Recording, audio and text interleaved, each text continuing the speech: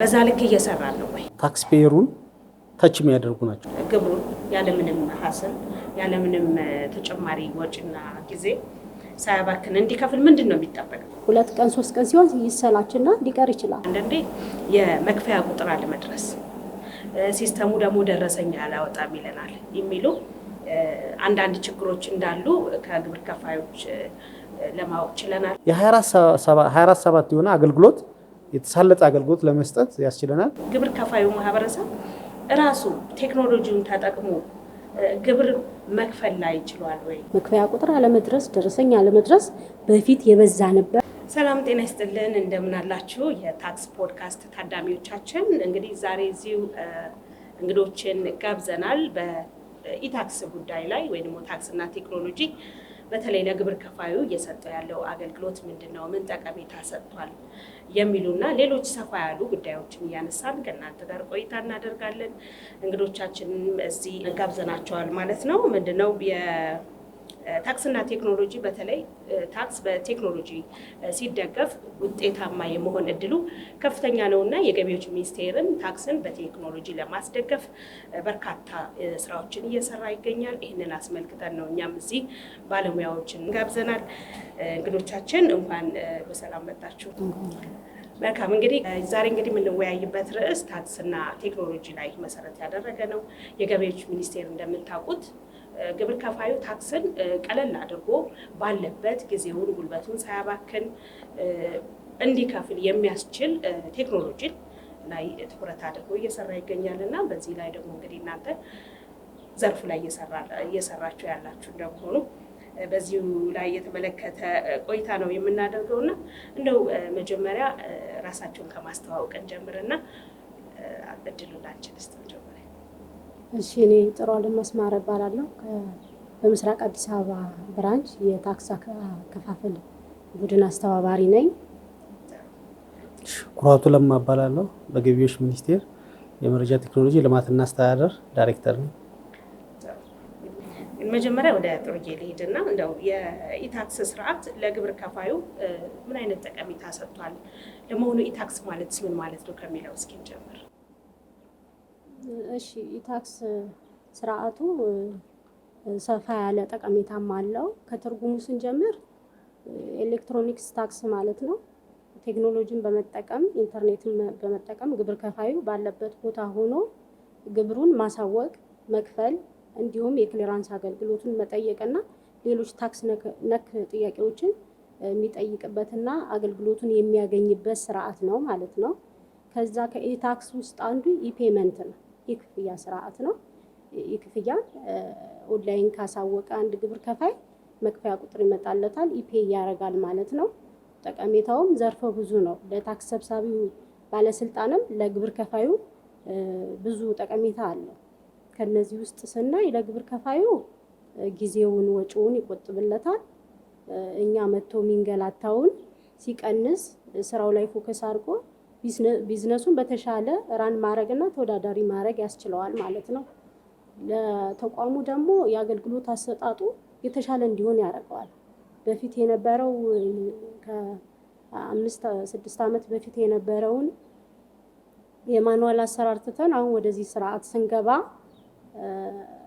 ለገቢው አስተዋጽኦም እያደረገ ስለሆነ አገልግሎቱ የተሳለጠ እንዲሆን ያደርጋል።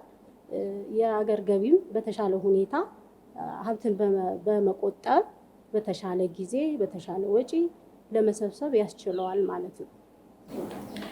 ጥሩ። ያው እዚህ ላይ ብዙ ጊዜ እኛም የምናየው ስለሆነ በተለይ ጊዜና ወጪን ከመቆጠብ አኳያ ትልቅ አስተዋጽኦ አለው። ከዛ ባለፈ ግን እንደውም አሁን በየቀኑ ያለውን የግብር ከፋይ እንቅስቃሴ እንግዲህ ሁላችን የምንታዘበው ነው። እናንተ ደግሞ ቦታው ላይ ስላላችሁ የምታዩት ይሆናልና እውነት ግን አሁን በተባለለት ልክ ኢታክስ ለግብር ከፋዩ እየጠቀመ ነው ወይ? በዛ ልክ እየተገለገለ ነው ወይ? አገልግሎቱን ሳሳልጧል ማለት ይቻላል?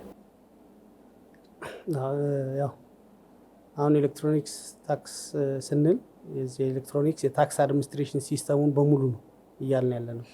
የታክስ አድሚኒስትሬሽን ሲስተም አሰራር ሙሉ በሙሉ ወደ ዲጂታል የመቀየር ስርዓት ነው ማለት ነው።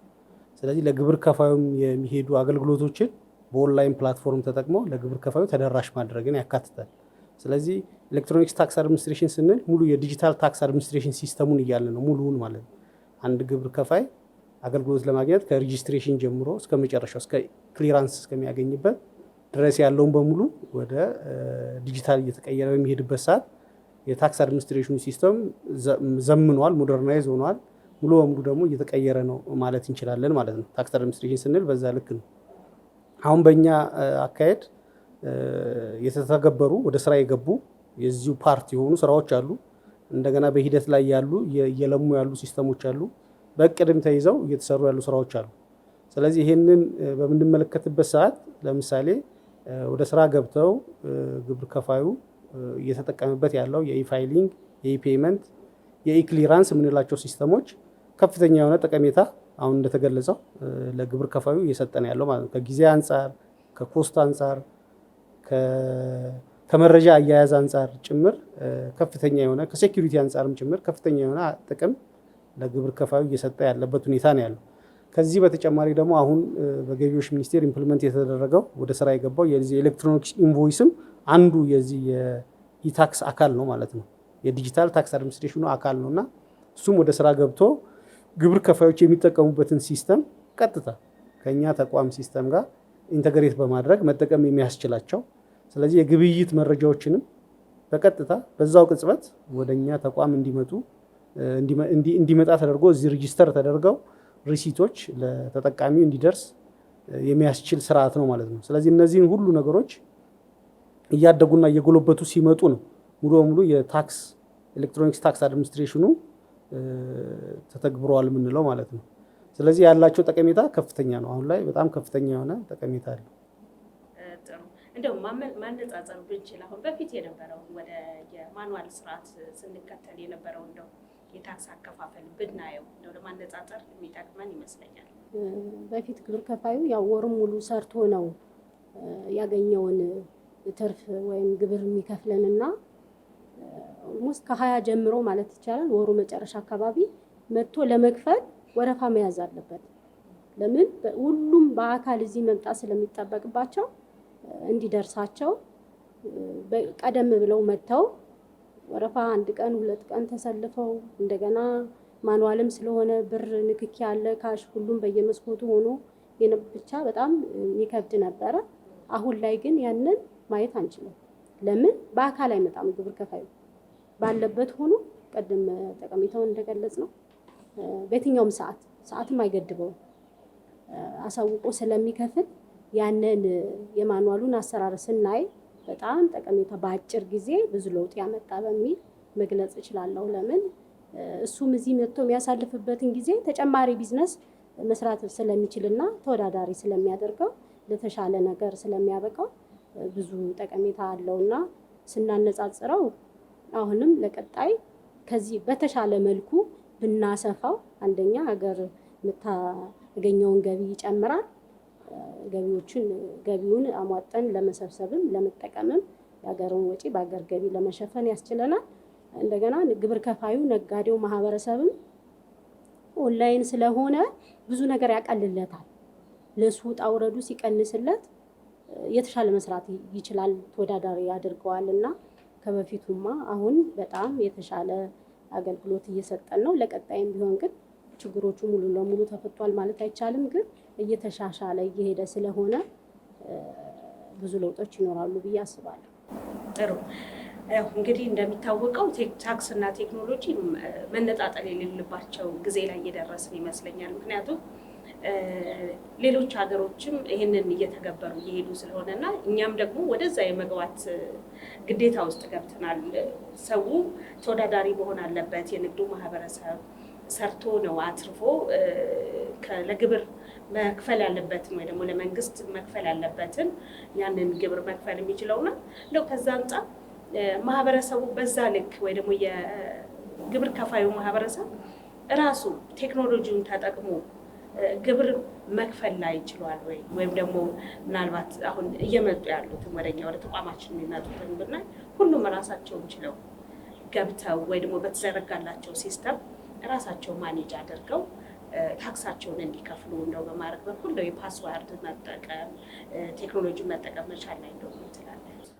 ከአጠቃቀም አንጻር ያው የተለያዩ ክፍተቶች ከዚህ በፊት የነበሩ ቢኖሩም እየተሻሻሉ የታክስ ከፋዩ አጠቃቀሙ እየተሻሻለ እያደገ የመጣበት ሁኔታ ነው ያለው። ስለዚህ የኤሌክትሮኒክስ ታክስ ፖርታሉን በሚጠቀሙበት ጊዜ ስልጠናዎች ይሰጣሉ። የአጠቃቀም ማኑዋሎች አሉ። ስለዚህ እነዛ ሁሉ ለግብር ከፋዩ ተደራሽ ሆነው እነዛ የጎለበቱ እያደጉ እየሄዱበት ያለ ሁኔታ ነው። ግን ስቲል አሁንም ካለው በተለይ አሁን ካልነው ከደህንነት የመረጃ ደህንነት ጋር አንጻር ተጨማሪ ስራዎችን የአዌርነስ ስራዎችን መስራት እንዳለብንና እነዚህ ስራዎች ደግሞ ወደ ግብር ከፋዩ በቀጣይ የምንሰራቸው ስራዎች ናቸው የሚሆኑት። በስፋት የሚሰሩ ስራዎች ይኖራሉ። ከዛ ውጭ ግን ከፓስዋርድ ሴኩሪቲ ከፖሊሲ አንጻር ግን አንዳንድ እንትኖች ስራዎች ተተግብረው ሲስተሙ ላይ ግብር ከፋዩ እየተጠቀመ ነው ያለው።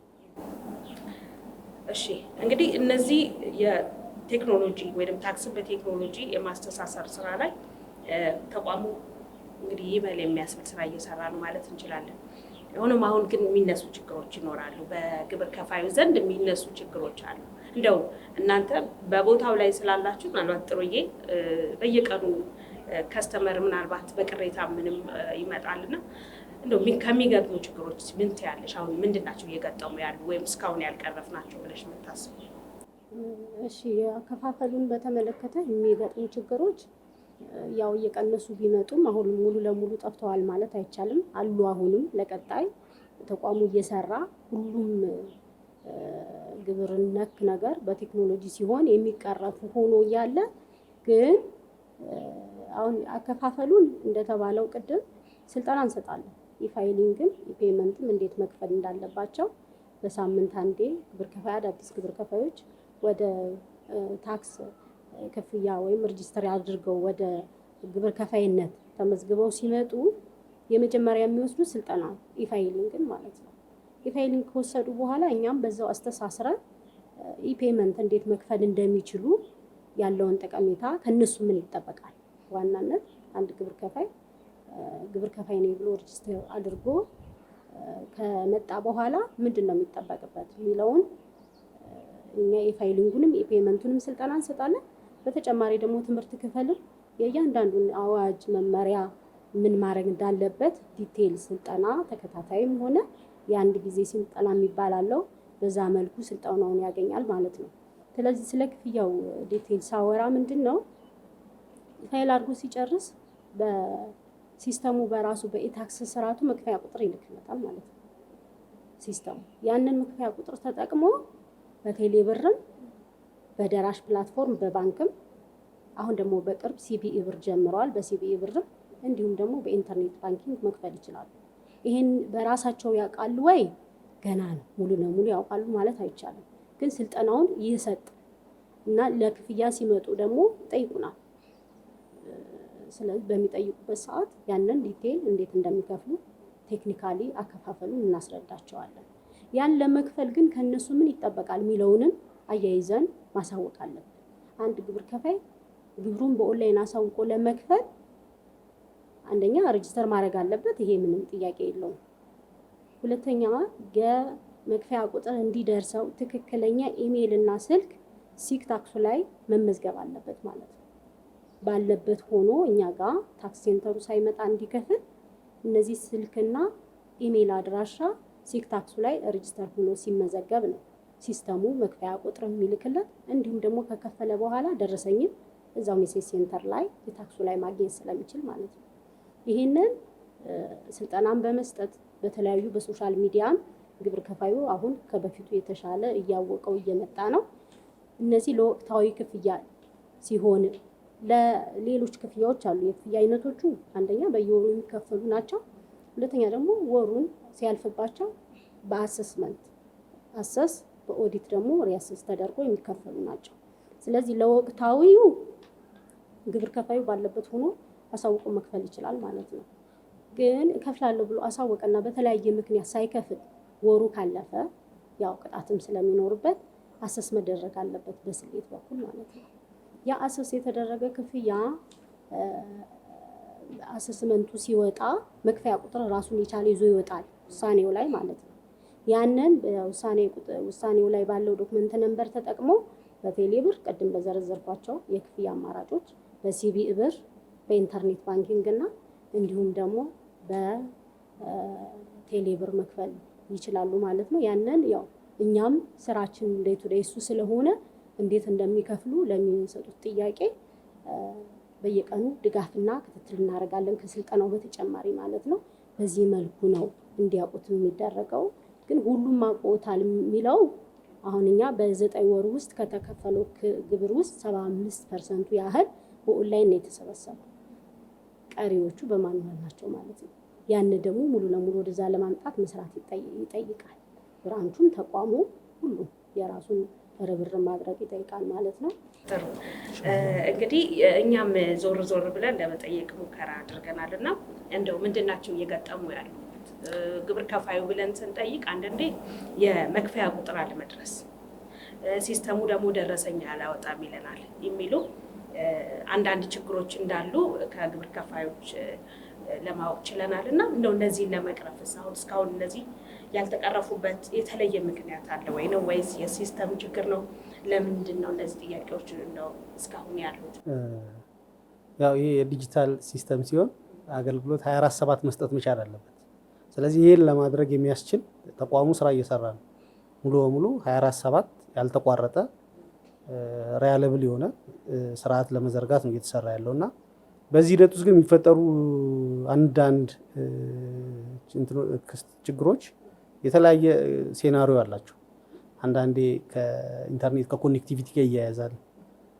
አንዳንዴ ከኛው ጋር ካለው የግብር ከፋይ የመረጃ አያያዝ ከምዝገባ ጋር ተያይዞ ያሉ ኢሹዎች አሉ።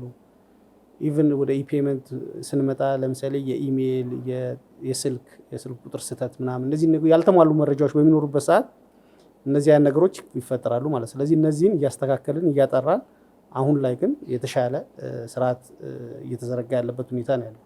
ከዚህ በፊት በእንደዚህ አይነት መልኩ የገጠሙ የተወሰኑ ማይነር እንትኖች አሉ። እነሱን የማስፋፋት ለምሳሌ ፔመንት ላይ ስልክ ወይም ኢሜይል እንደ ማንዳቶሪ ነው። ስለዚህ እነዚህ መረጃዎች በማይኖሩበት ሰዓት ለግብር ከፋይ አይደርሰውም። ግብር ከፋዩ ስቲል ኤክስፔክት ሊያደርግ ይችላል ማለት ነው። ግን ይሄን ስራ ደግሞ ለመቅረፍ መጀመሪያውም የተለያዩ አማራጮች ተዘርግተዋል። እንዳልኩሽ ከኮኔክቲቪቲ ውጭ በሚገጥምበት ሰዓት ለእኛ ለምሳሌ የመክፈያ ቁጥር በ3 አማራጮች ናቸው ለግብር ከፋዩ የሚደርሰው። አንደኛው ኤስኤምኤስ አለ፣ ሁለተኛው ኢሜይል አለ፣ ባስመዘገበው ኢሜይል ይደርሰዋል። ሶስተኛ ደግሞ የኢታክስ ፖርታሉ ላይ ግብር ከፋዩ አክሰስ ስላለው እዛ ኢታክስ ፖርታል ላይ ሜሴጅ ሴንተር ላይ ገብቶ መክፈያ ቁጥሩ ማግኘት ይችላል። ሌሎች ከታክስ ማዕከሉ የሚላኩለትን መረጃዎች በሙሉ ማየት ይችላል ማለት ነው። ስለዚህ ኢቭን ኤስኤምኤሱ ላይ የሆነ እንትን ቢገጥም ኢሜይሉና ሜሴጅ ሴንተሩ እንደ ኦፕሽን አሉ ማለት ነው። ስለዚህ አማራጭ እንትኖችም አሉ። ግን ሆኖም እነዚህን ነገሮች 24/7 አገልግሎት ባልተቋረጠ መልኩ ለመስጠት በጣም ከፍተኛ ስራዎች እየተሰሩ ነው ያሉት። ተቋሙ የዘረጋቸውን የቴክኖሎጂ ስርዓቶች ለምሳሌ የታክሱን ስርዓት በዛ ልክ ለመጠቀም ወይም ደግሞ በዛ ልክ ተጠቅሞ በቀላሉ በፈጣን ግብሩን ያለምንም ሀስል ያለምንም ተጨማሪ ወጪና ጊዜ ሳያባክን እንዲከፍል ምንድን ነው የሚጠበቅበት ነው? ምናልባት በግብር ከፋዩ እየተሰሩ ያሉ ወይም ደግሞ ያላወቃቸው ነገሮች አሉ ወይ? ምን ማድረግ ይጠበቅበታል? ያው ከግብር ከፋዩ በታክስ አድሚኒስትሬሽኑ ለምቶ ወደ ስራ የገቡ ሲስተሞችን መከታተል፣ እዛ ላይ ስልጠናዎች አሉ። እዛ ላይ ስልጠና ላይ መሳተፍ አለባቸው። እንደገና ደግሞ አጠቃቀም ላይ ጥንቃቄ ማድረግም ይኖርባቸዋል። ስለዚህ አሁን ሞር እየተሰሩ ያሉ ስራዎች ለግብር ከፋዩ ተደራሽ የሚሆኑ ሲስተሞች ናቸው እየሰራን ያለናቸው ማለት ነው። ስለዚህ ቅድም እንዳልኩት ከሬጅስትሬሽን ጀምሮ አሁን ደግሞ እየሰራን ያለው የታክስ ፔየር ፕሮፋይል የሚከታተሉበት እዛ ላይ መረጃ የሚከታተሉበት የሞባይል አፕ እየሰራ ነው። ስለዚህ እንደዚህ አይነት ነገሮች ተቋሙ ሙሉ በሙሉ ወደ ቴክኖሎጂ እየሄደ ስለሆነ ይህን መከታተል ራሳቸውን በዛ ልክ ማብቃት ይኖርባቸዋል ማለት ነው። ግብር ከፋዩ ያንን መጠቀም መቻል አለባቸው። ከአጠቃቀም አንጻር እንዳልኳቸው አጠቃቀም ላይ አሁን ለምሳሌ የታክስ አጠቃቀም ላይ ብዙ ከዚህ በፊት የተመለከትናቸው አሉ። አካውንታንቶች የእነሱን አክሰስ ይይዛሉ። የፓስዋርድ ፖሊሲ ላይ አጠቃቀም ላይ ችግሮች ነበሩ።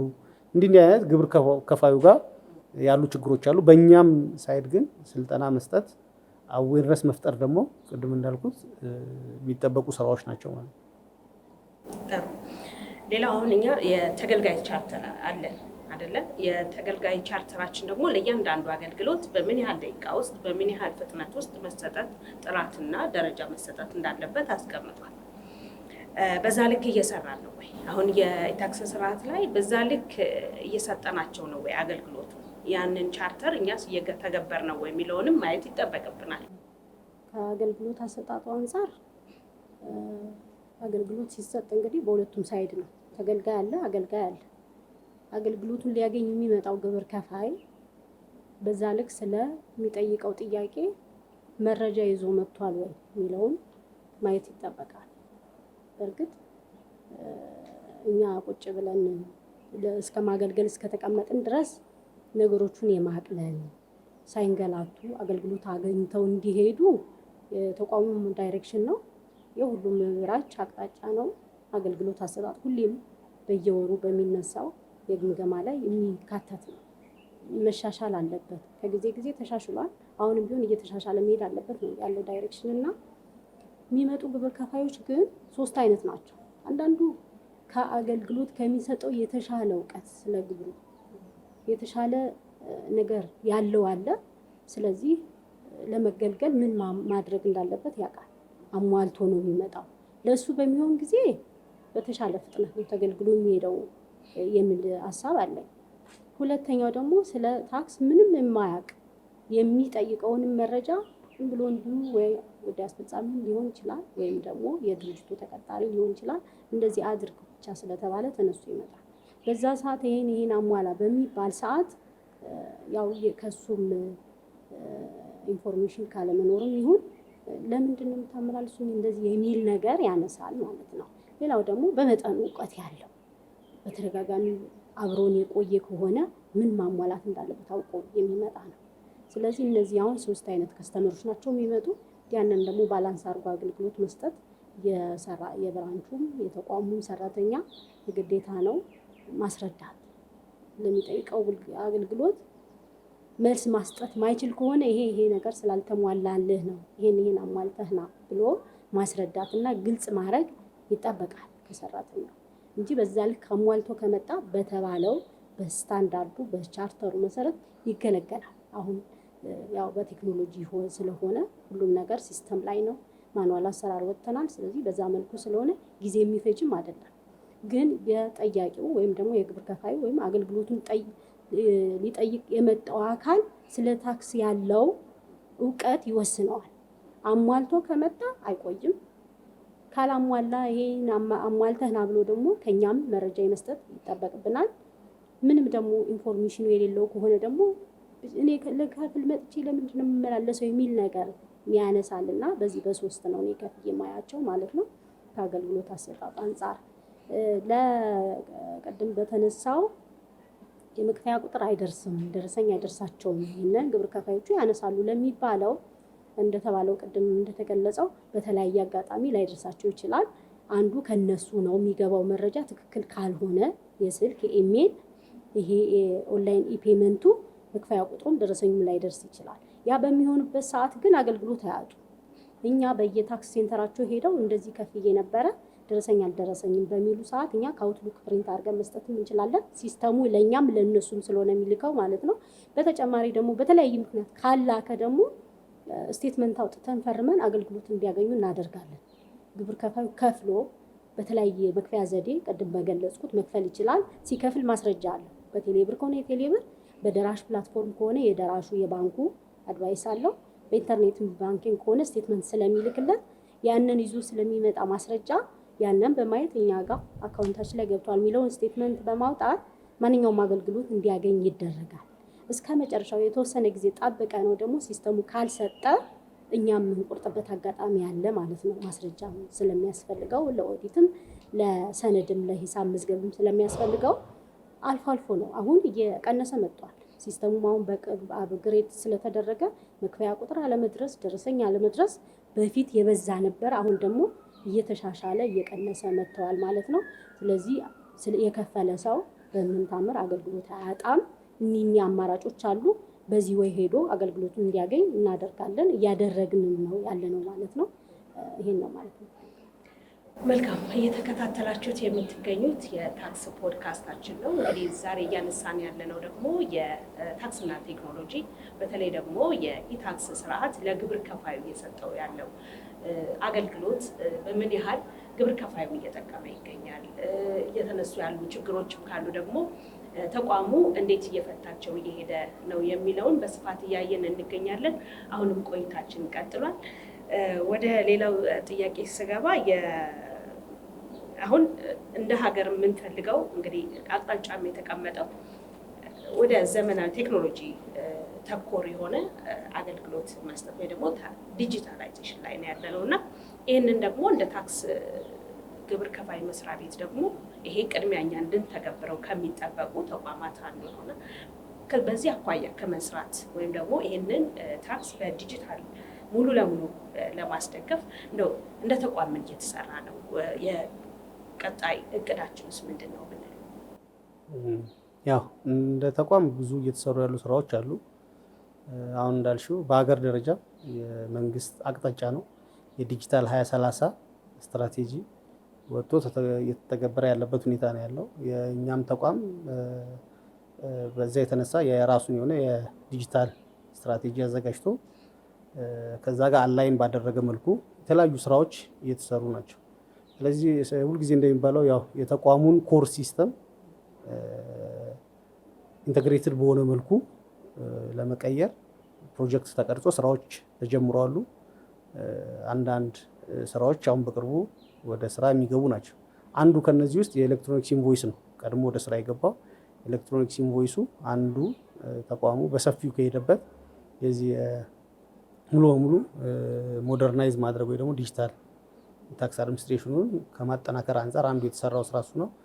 ሌሎች ኢንቴግሬትድ አይታስ ምንለው ኢንቴግሬትድ ታክስ አድሚኒስትሬሽን ሲስተም እንደገና ደግሞ የተቋሙን ከኮኔክቲቪቲ ጋር ከስቶሬጅ ጋር ምናምን የተያዙ ችግሮችን ለመቅረፍም የዚሁ የኢንፍራስትራክቸር ስራዎች እየተሰሩ ያሉበት ሁኔታ አለ።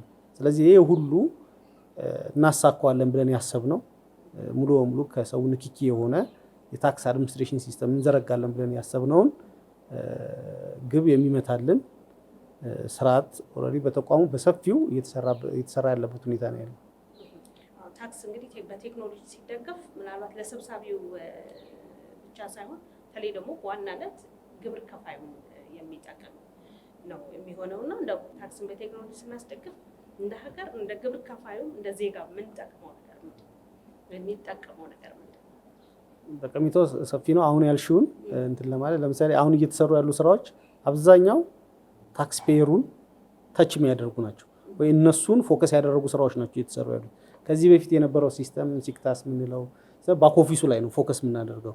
ግብር ከፋዩ በአካል ይመጣል፣ ባክ ኦፊስ ነው ሲስተሙ ያለው ስራዎች የሚሰሩት። ግን አሁን አብዛኛው የምንሰራቸው ስራዎች ለግብር ከፋዩ ተደራሽ እንዲሆኑ ከግብር ከፋዩ ሲስተም ጋር ኢንቴግሬት እንዲደረጉ ግብር ከፋዩ ኦንላይን ማግኘት የሚችላቸው ሲስተሞችን ነው ፎከስ እየተደረገ ያለው ግብር ከፋዩ ነው።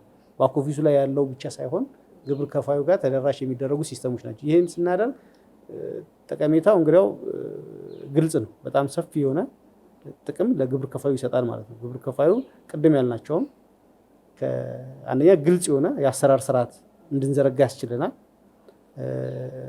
ሁለተኛው ከኮስት አንጻር ቅድም ያልናቸውም አቬይላቢሊቲ የምንለውን 24/7 ግብር ከፋዩ ባለበት ሆኖ ማታም ከስራ ሰዓት ሆኖ ሲስተሞችን መጠቀም እንዲችል የመረጃዎችን ከታክስ ማዕከሉ የሚሰጡ መረጃዎችን መከታተል እንዲያስችለው የ24/7 የሆነ አገልግሎት የተሳለጠ አገልግሎት ለመስጠት ያስችለናል። ግብር ከፋዩም በዚህ ተጠቃሚ ነው። ከፍተኛ የሆነ ጥቅም አለው ማለት ነው። እንግዲህ ወደ መጨረሻው ሰዓት ላይ ደርሰናል። የዛሬው ፕሮግራማችን ወይ ደግሞ የታክስ ፖድካስት ቆይታችን ደግሞ እንደተከታተላችሁት ይመስል ነበር። እዚህ ባለሙያዎችን ጋብዘን ከእናንተ ጋር ቆይታ አድርገናል። ኢታክስ እና ቴክኖሎጂ ምን አይነት ጠቀሜታ አለው፣ በኢታክስ መክፈል ለግብር ከፋዩ እየሰጠው ያለው ጠቀሜታ ምን ይመስላል፣ በቀጣይ ደግሞ እየታዩ ያሉ ችግሮችም ደግሞ እንዴት ሊቀረፉ ታስበዋል፣ ግብር ከፋዩ በምን መልኩ ቢጠቀም አገልግሎቱ የበለጠ ፈጣን ቀላል ይሆንለታል የሚለውን ሰፋ አድርገን እያየን ቆይታ አደረግን። እንግዶቻችንም እዚህ መታችሁ ለሰጣችሁኝ ሰፊ ማብራሪያ እጅግ አድርጌ በታዳሚዎቻችን ላመሰግን እወዳለሁ። ሌሎች ጥያቄዎች ካላችሁ ታክስ ፖድካስታችን በገቢዎች ሚኒስቴር የዩቲዩብ ቻናል ላይ ታገኙታላችሁ። አስተያየት ካላችሁ እዛው ልታደርሱን ትችላላችሁ። መረጃውን ከወደዳችሁ ደግሞ ለሌሎች እንዲደርስ ሼር አድርጉት። መልካም ጊዜ